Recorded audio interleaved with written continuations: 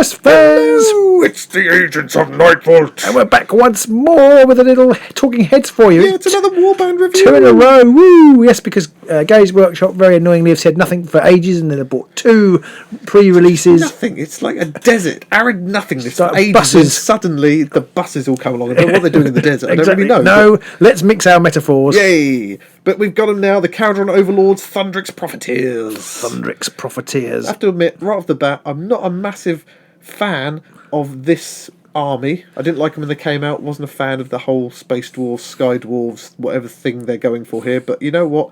These guys are exciting. I do really like the models. I don't really like them in a kind of tabletop context, but I think in a small scale model at times, I really like these models. And I really like the steampunk feel to them. They've got a nice flavour. Each one's different, but yeah, that's the thing I like about Nightvault and Underworlds in general is that you can have 5 to 10 really thematic characters, and I suppose the only place where it gets a bit wrong, or a bit boring at least to say, is maybe some of the skeletons, maybe some of the goblins, that kind of thing. But even then, the models are still pretty nice. They're good, but I really like these ones, and I think it works in this setting. This kind of steampunk, slightly silly machine gun thing, which I normally wouldn't like in a fantasy setting, but it works. Our mate Dave definitely wouldn't like it. Exactly, no, machine guns in fancy. What are you doing?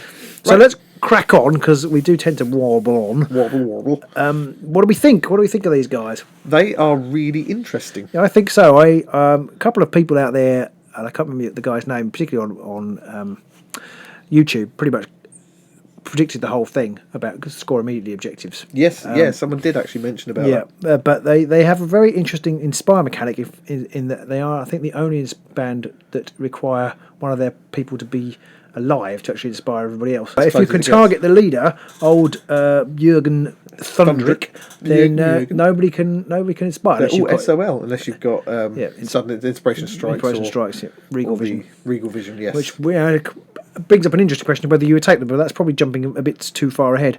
So, I mean, as a leader himself, I don't think he's actually that. He's not that spectacular. No, he's got 1 shield, 2 move, but he has got 4 wounds. 4 wounds, and that goes up to 5 when he's inspired. His shields go up to 2, but his attacks are like two hammers, 2 damage with cleave, which is his main attack. And then he's got his heavy instruments, which, as we were talking about earlier, I can't really imagine why you'd ever take it. I don't know why unless you had great strength and incredible strength and concealed weapon. Yeah, maybe, but then you probably wouldn't put it on him. Possibly, yeah. So, but I mean, he does have the fact that he has a range of 3 going for him. He can sit back and just blast away. Range of 3 with 2 hammers is quite good, especially if you have the card that gives you +1 damage on a crit, or isn't there +1 damage from a ranged attack? Fighter's Frosty gives you +1 on a crit. Yeah. So if you can perhaps add an extra dice, then you're looking at crits, and then you could do some nasty hammery damage, like 3 hammers. And plus the cleave as well, with 2 damage isn't bad. With a range of 3, he can sit back and quite comfortably snipe off a lot of the tougher warbands and just shoot away them. And of course he does have the other awesome reaction, which is use after this fighter's activation, and in the next activation, all the hexes around him are lethal hexes. Absolutely, yes. I was going to gloss over that for some reason. Yeah, that is a crazy reaction. There isn't anything like that in the game, really, is there? There's nothing that puts them in that's not a spell or something like that. That's the first time we've had somebody, and it's every time he reacts, so he can just have this little cloud of lethal hexes swarming around. And it is just enemy fighters as well. Ooh, which is nice. Which is pretty great. So if you've got some supports, they don't get stuffed by them. Yeah, that's really nice. So you could also possibly get those. There's the cards where if you can surround somebody with lethal hexes and stuff, you can run him up to somebody. Which is another score immediately, which ties into this score immediately, because he can only do his promotion when they score objectives, which is what we kind of missed out. So he can choose somebody to be inspired, but he can only do it when they've won an objective. Yes. So I think nowhere to go is, and it's not 1 per glory gained, it's just per objective. So it doesn't matter if you score supremacy or what armour. No. So you might as well go for a lot of those 1 glory instant scorers and try and get as many of them in as you can, really. Absolutely. Sort of 11 of them and superior tactician. Yep. So he's not bad once he's inspired. I think he's definitely your first man to inspire of the group.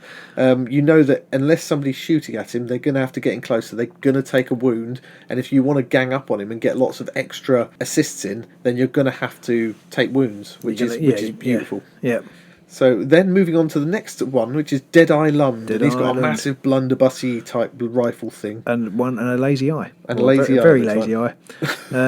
No reaction things here. So he is literally, what you see is what you get, pretty much. Yep. Which is cleave, always welcome. I mean, I have to say, shields are becoming a bit of a liability in this game. Having shield defence. I think going for 2 dodges is better. 2 dodges and acrobatic. Yep. Trumps any number of your shields with the amount of cleave flying around. It really does. And he starts with cleave as well, which is quite nice. And a range of 3 again to boot. So that's another nice stand at distance. 2 hammers, and again, if you're looking at determined effort or something, then it's just up in that. Keep chopping as well with these guys. They can sit back and they'll be shooting from round 1. So I mean, he does only move 2 again, 1 shield, 3 wounds, but it goes up to a movement of 3 and 4 wounds once he's inspired, which is very handy. Yeah. But he still is only rolling 1 shield, so he's average. He's not the most exciting of the group by far. No, I mean, to be honest, in themselves they're not that exciting, I don't think. But they, apart from the leader who's got lots going on. I mean, so this guy Thundrik Ironhale is his attacks like a fast rider, although it does have a little bit of knockback, which is quite nice. Yeah, could be handy. But he's quite weak. 2 movement, 1 dodge. And 2 wounds. 2 wounds. I mean, I can see him maybe. He's your martyred. It's a bit of a he's just scoring a martyred, isn't he? He's a bit of a dangle bro, that guy. But once he inspires, he's got 4 swords. Still only 1 damage, but it's not back 1. But 4 swords, that could help you with a lot of other if you roll crit. Yeah. Oh, you think I should start playing Peerless Fighter? Is that what you're saying? Ooh. Nope. I mean, I don't know how often he's going to get to use those 4. Well, yeah. 4 swords. I mean, you might put him further towards the back and then bring him out more. It does 1 damage though.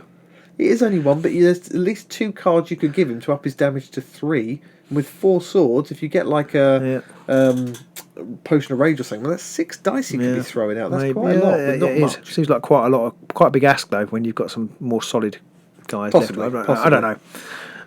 And then we're on to the next guy, Kaz Gann Drakskewer. Yeah, there's a he's like the a guy dragon with a massive. I think that's like a dragon type thing. And he's the one with the massive spear. Which is quite cool. He's floating along in the air on that massive tin balloon. And as a result of that, he's got better movement. He's the only decent mover. Yeah, movement of 4. And he can ignore. He can go over occupied hexes and ignore treats lethal hexes as normal hexes as well. Yeah, and he's not bad. He's 2 hammers, 2 damage. Range of 2 as well. It's pretty good with it. Yeah, range of 2 and movement of 4. That's pretty good. Effectively, that's what Scritch does. And the great strength things will work on that attack. So that's pretty beast, I think. Yep. And he has his pistol as well. So if he is at range and you want to move him up, he's still got a range 3 attack, 2 swords and whatever. Again, handy for keep chopping. Keep chopping. I think they're made for them. Yeah. Or keep shooting. They also have their own. Keep blasting. Yeah, rooting 2 shooting. And then when he inspires, he keeps his move. He keeps his 1 shield. He goes up to 4 wounds, and he gets an extra damage on his. Range attack. 2, so which I think that's kind of getting in towards and Garrard sort of Zarkas territory, isn't it? It's not bad. 2 hammers, 3 damage. So you want something to up his dice roll. 3 hammers would be nice, but 3 damage is good, and he's got a range of 4, so he's got the range there to threaten people. Yeah, he's got no cleave, which is a bit of a shame. No, probably a good job, really. But most of the other people have cleave. It's probably a good job. And then we have Garrard Allanson. Yes, he's a good frontline fighter, apparently, it says here. Yep. So he's got rage and melee attacks. Well, he's a bit rubbish, really, isn't he? He is, again, he's a bit weak. I mean, most of the dwarves, like you say, they don't seem to have a lot going for them. They've got a little bit here and there. So he's got a range 1, 2 hammer, 1 damage attack, and a 3 range, 2 sword, 1 damage attack. Again, useful for more keep chopping.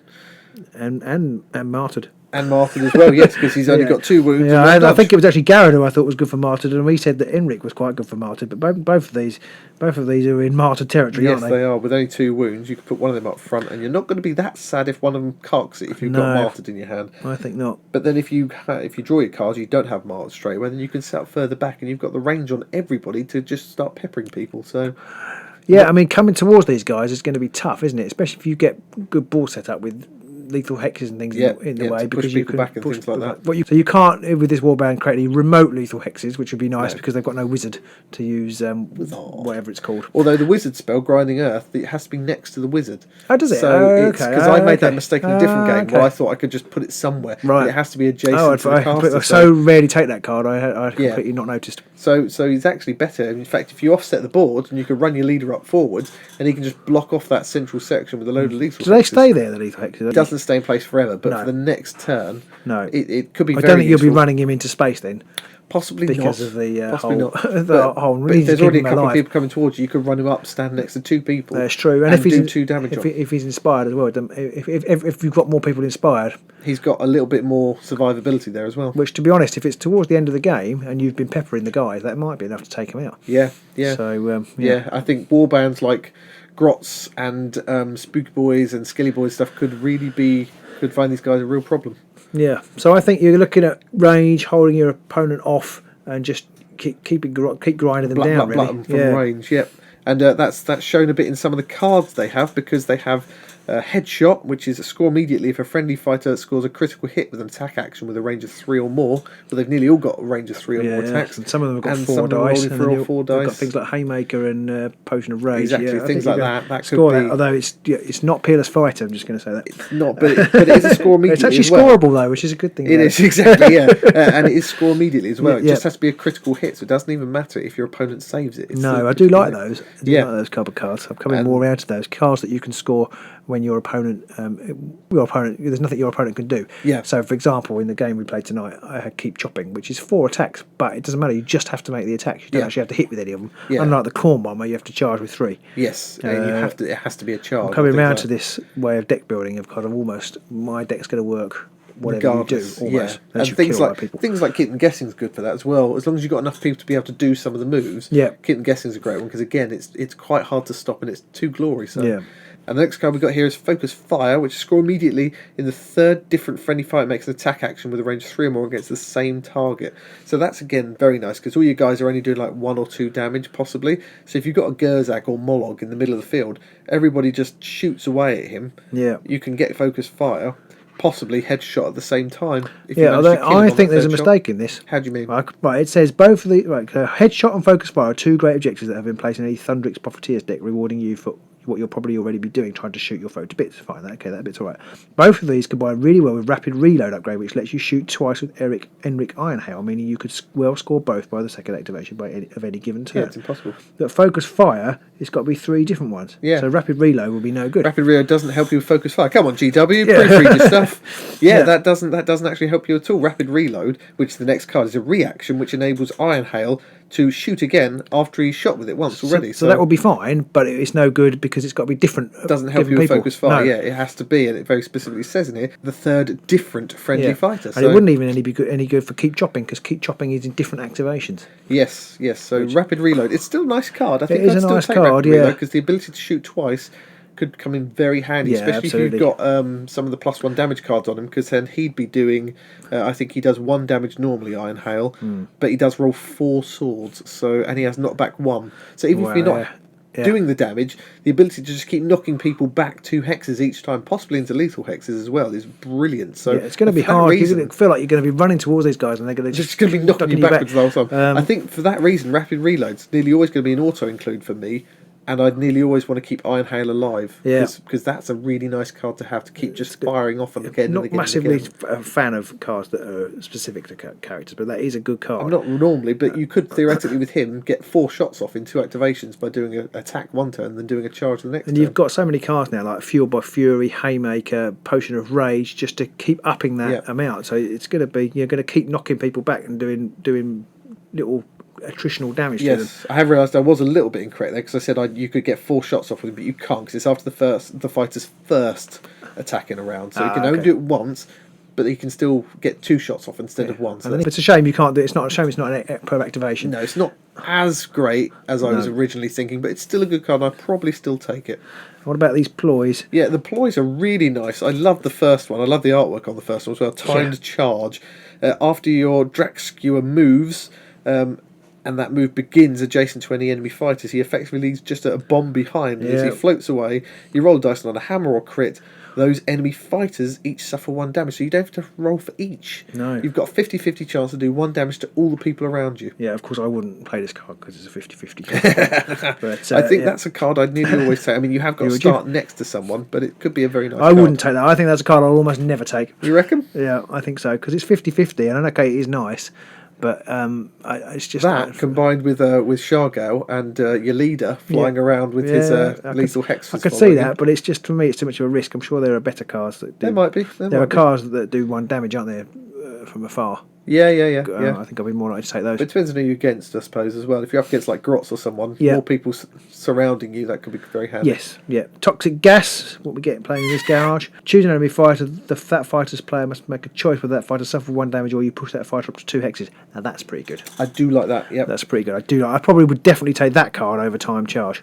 I can see a brilliant situation where you can, once you get somebody down to 1 wound, who's in a spot where the player wants to keep them there, and play that. They're not going to want to die, obviously. No. So then they're going to have to shove them 2 hexes. Yeah, so that is, I think, a much better card than time charge. Well, yeah, I'm not saying I'm not saying time charge is better. I just want to go and say again how wrong you were about time charge. And then the last card we got here is Protect the Boss, and that's choose a friendly fighter and push them up to 2 hexes so they're adjacent to your leader. Ooh, that could be good. That could be. I think that's trying to get rid of the inherent slowness of the dwarf. Yeah, I mean it's quite good if you set your shooters at the front and then you drop them back to protect. Just literally just to move away from your opponent is probably what they're more for than protecting the boss. But could also set up well guarded as well. Yes. So interesting. I'm loving the fact that both of these warbands have got such different things on all of the different warriors, and I'm not saying. I mean, really, when you look at all the other warbands in the current season 2, there's a lot of them that have different. Well, I was going to say, do we need to talk about scope creep? I'm not sure it's quite in the remit of this video, but I kind of feel like that the new warbands are, even if they're not necessarily better, they're just an awful lot more interesting, most of them, than the season 1 warbands. The guys are really interesting. The elves are really interesting. I played the Godsworn Hunt tonight, and actually their mechanics are really interesting. I'm not sure about Morag. He's not that interesting, although he is interesting in himself. But I don't actually think it's not as interesting as it first appears. He's probably one of the most unique characters, but only one individual. The other ones are in there a bit blah. There's magic. There's the blue horror. There's Nighthawks. I just feel like season 2 is more interesting than season 1. I think so. Yeah, and maybe we're just finding season 1's a bit dull because we've had it for over a year now, possibly. But maybe. You played Skaven tonight and they were great. So they were. So what do we know? But we will talk about that in a later video, I think. So back to these dwarf guys. I'm excited by them. I think there's going to be a lot of cards out. You're going to want to build a deck with lots of instant scores. I think you probably want to go push for like 5 or 6 instant scores in this deck, followed up by some high scoring third end phase cards like Superior Tactician or things like that. Yeah, and then you just want to get these guys inspired because some of them are really tough when they're inspired. And I just like the fact they've all got some different attacks going on with them. They all do something a little bit different once they're inspired. I also like the fact that none of them have an inspire condition, apart from the fact that Jorgen can promote them to inspired. Exactly. I presume that ties into the lore. They're quite hierarchical. Yes, I do believe that the Kharadron Overlords have a very hierarchical. If I were to compare them to a different system, I think you've got in Deep Space Nine or whatever it is, you've got the guys, the Ferengi, and they have a lot of rules and regulations on how you conduct yourself. And I think that the dwarves have a similar kind of sort of cultural sort of layout of rules and regulations of what you can and can't do. Now, I could be making that up completely because I've never played them and I've never really liked them in AOS, but I think that's what I took from what I read. Well, what I would say is that I actually feel more excited about the game than I have done for a long time. I kind of, not that I've ever really fallen out of love with the game or anything, but I suppose it doesn't. We've gone through a dry spell, very big dry spell recently. I'm not sure Mollog and the Hunt really excited things that much. A dry spell is perhaps the wrong term because that is more negative, but I just feel that these are really interesting. I love the inspire conditions for both of them. I think the elves have definitely they're really strong. I was reading the Steel City Shadespire piece on the elves yesterday, and actually it was much better than ours, I have to say. But he made some really good points. They're really, really strong. I do fear for their inspire condition with the healing stuff, but they've got a load of interesting stuff. These are guys got a load of interesting stuff. I love the models for both of them actually, although I prefer the elves, I think, to these, or the Sylvaneth to these. But I'm really excited to get these and see what difference it makes to the game. Yeah, I think just both warbands have so many more interesting things going on with them than when we saw the Hunt and when we saw Mollog. Mollog initially started with that, oh my god, he's amazing! But after very quickly became, it's actually a bit dull to play. He's very strong, but he's not that interesting to play. I still think the Hunt are interesting to play. We haven't played them that much, but we're going to play them some more. Yes. And I just kind of feel actually like a Hunt versus these guys, or the Nighthawks versus these guys, will be fascinating tactical battles. It's going to be much more crazy stuff going on. I mean, these guys, the dwarves, they don't have quite so many individual reactionary things going on, like the elves, because the elves have got a lot more things, but they've still got a lot of different stuff, because they've all got different attacks, they've all got ranged attacks. They definitely have their strength lies in ranged shooting. So much shooting. Standing back as much as you can and shoot off as much as you can. But once they get in close, they're still not, they're not the pushovers, because you've got like Kaz Gann Draxskewer, sorry. He's pretty tough with 2 hammers and 3 damage inspired and things like that. I think, as we've mentioned before, 1 shield makes you a little brittle. Yeah. The main big boss guy, he does roll 2 shields, so he's a bit tougher. But your other guys, especially like Emmerich Ironhale and stuff like that, they're only rolling like a dodge to start with, and they only go up to a shield. And in fact, all the other guys, they don't gain any more. They either go from dodge to shield, or they stay on shield to shield. Mm-hmm. So you're definitely going to want to get some plus defense cards in there. Right. Places, I think. Absolutely. Well, I'm going to make you shut up now, because I've got to edit this video before I go to bed, and it's 10 to 12. Oh, so anyway. So that's what we think of the dwarves. They get thumbs up from us. Yeah, absolutely. I'm looking forward to playing them. Pete's looking forward to playing them. We probably won't play them against each other, because nobody watches the mirror match. No, that is true. We're really looking forward to these guys coming out, both sets. And tomorrow, Games Workshop are going to punish us even more by releasing the Universal cards. There may be a video on that, although it's 2 late nights in a row for us guys, so we may not make it to a third. I don't think I can cope. We'll see. We'll have to see. We shall see you soon in the Mirrored City. Bye!